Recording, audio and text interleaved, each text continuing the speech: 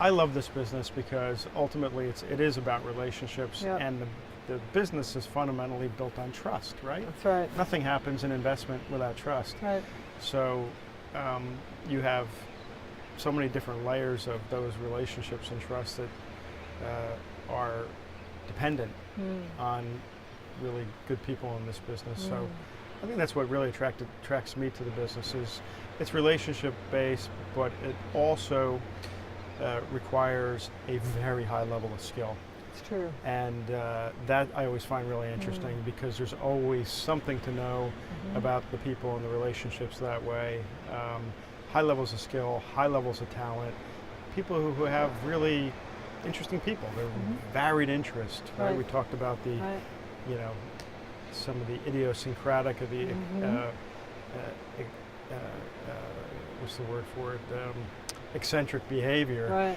Right. So that, you know, it keeps it interesting, right? What's life without Completely. interesting people? So you have Very true. high levels of skill, high levels of talent with interesting people, and you have the element of relationships and trust, which I think is really attracting me to the business. In terms of making friends, I've been in the business for 30 years and I have no friends. I don't think I have any friends. Do you not You have have any? the right reason. It's like sort of like alpha. You have all the friends, so there's none left for me. Is that what it is? You've taken all the I've friends. taken You all the own friends. all the relationships of everybody in this There we business, go. which is why we are in It's partnership. just writing letters. That's all I you got to do. essentially have nothing to bring to the party. I You have can't all imagine. the friends. Not true. I've got a way to amplify it through P&I. Yes, you do. You're an amplifier. I'm an amplifier. Yes, you're a very large megaphone Exactly.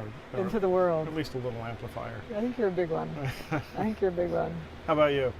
I think we are in awe and amazed that we get to be in an industry where every day people have to think about the risks that they're taking. Yeah. That's every day. Yeah. They have to basically figure out if they have conviction in their principles, and their principles of how they're running money, and their principles of how they're treating staff, how they're treating their clients, why they come to work, what motivates them.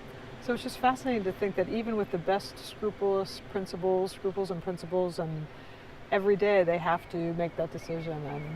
And you know my past, but riding motorcycles for all these years and skydiving for all those years. You know and something about risk. I know something about risk, yeah, and the calculation by which to do it well. Right. I mean, what's surprising is that when you actually interview people that free climb or skydive or ride motorcycles fast, which I love to do, those people aren't necessarily, most of them, obviously the good ones, the still living ones, Right. are not necessarily the ones that are thrill seekers. People always said, oh, you must be adrenaline junkie. Right. They just like controlling, to the degree that they can, the most calculated risk at the highest level. Right. And to me, without sounding too rock starish for our Yeah, industry, that's yeah. very much like our investors, because they're running literally billions of dollars. Right. And it's based on trying to understand the nuances, the arbitrages, the nuance, all facets of the industry in the way in which they can commit every day. They have to make that decision. I mean, I jump out of a plane, you know, thousands of times, and you have to decide. You have the choice every day to decide to kind of, without being dramatic, but live and die. You're Right. going 180 miles an hour. You're going terminal velocity. So, and on a motorcycle, you're going fast too. So the irony is that it's not about being irresponsible or being undisciplined. In some ways, it's the exact opposite. It's the fine-tuned instrument. Right. That if you really know how to do it well, it doesn't mean that you're not aware of risks that could come. But you've already thought through every permutation to the degree that you can, every permutation of what could go wrong. And so to me, the things that I love to do in my personal life are an exact replica of the last 24 years of my industry, Right. which is really in alternatives and Right. especially in hedge funds. So Right. it's a privilege to be with people that, although they have a different mechanism by which to express it, Right. we're having the same conversation. Right. And that's pretty neat. So it's just an extraordinary industry to be in. It's a great industry know, to be in, and You can start it. You have to start over sometimes every Yeah. day. Yeah. And one bad mistake, one bad trade, one bad direction, and it's a leveling ground. And that's what the power of a track record is really too. It's just, no matter how clever you may be, no matter how many PhDs in applied math you may have hired, or how much money you're raising, one bad year, one bad day can level you. And it's just, there's a sober humility to that. I that think I it's also appreciate.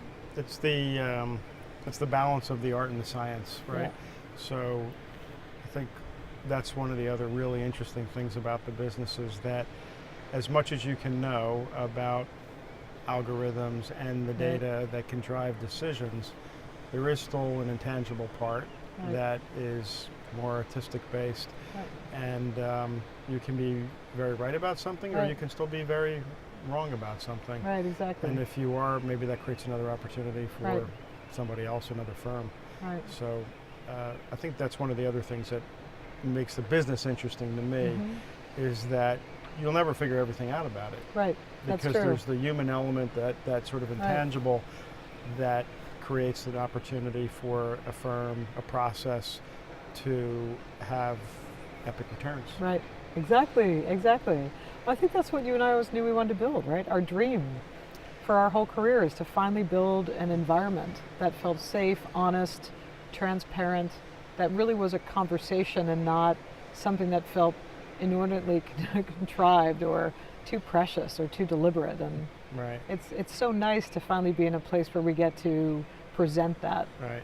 and see how we do and get people to recognize that there is that place that you can go where you're having authentic conversations, where it doesn't have to be, it doesn't have to be a hard sell. It's pretty cool. So let's go do it. Okay, let's go.